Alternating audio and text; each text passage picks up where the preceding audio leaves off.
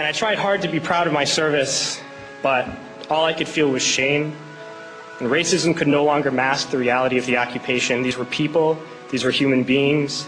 I've since been plagued by guilt anytime I see an elderly man, like the one who couldn't walk, who we rolled onto a stretcher and told the Iraqi police to take him away. I feel guilt anytime I see a mother with her children, like the one who cried hysterically and screamed that we are worse than Saddam as we forced her from her home. I feel guilt anytime I see a young girl, like the one I grabbed by the arm and dragged into the street. We were told we were fighting terrorists. The real terrorist was me, and the real terrorism is this occupation. Racism within the military has long been an important tool to justify the destruction and occupation of another country. It has long been used to justify the killing, subjugation, and torture of another people. Racism is a vital weapon employed by this government. It is a more important weapon than a rifle, a tank, a bomber, or a battleship. It is more destructive than an artillery shell, or a bunker buster, or a Tomahawk missile. While those weapons are created and owned by this government, they are harmless without people willing to use them. Those who send us to war do not have to pull a trigger or lob a mortar round.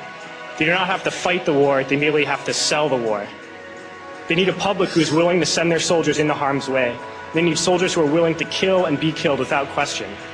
They can spend millions on a single bomb, but that bomb only becomes a weapon when the ranks of the military are willing to follow orders to use it. They can send every last soldier anywhere on earth, but there will only be a war if soldiers are willing to fight.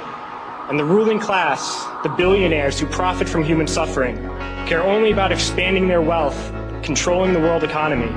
Understand that their power lies only in their ability to convince us that war, oppression, and exploitation is in our interest.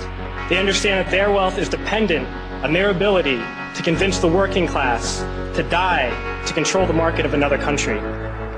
And convincing us to kill and die is based on their ability to make us think that we are somehow superior.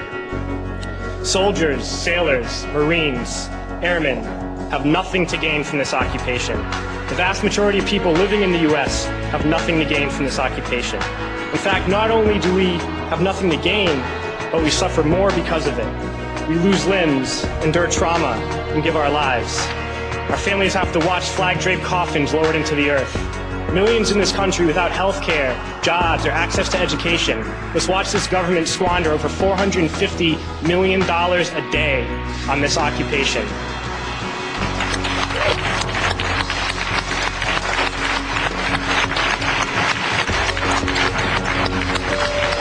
Poor and working people in this country are sent to kill poor and working people in another country to make the rich richer.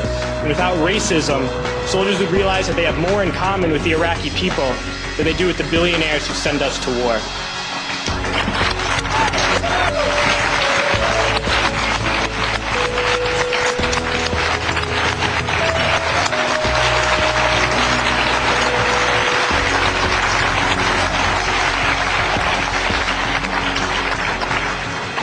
I threw families onto the street in Iraq, only to come home and find families thrown onto the street in this country, in this tragic and unnecessary foreclosure crisis. We need to wake up and realize that our real enemies are not in some distant land. They're not people whose names we don't know and cultures we don't understand. The enemy is people we know very well and people we can identify. The enemy is a system that wages war when it's profitable. The enemy is the CEOs who lay us off from our jobs when it's profitable. It's the insurance companies who deny us health care when it's profitable. It's the banks who take away our homes when it's profitable. Our enemy is not 5,000 miles away. They are right here at home. If we organize and fight with our sisters and brothers, we can stop this war, we can stop this government, and we can create a better world.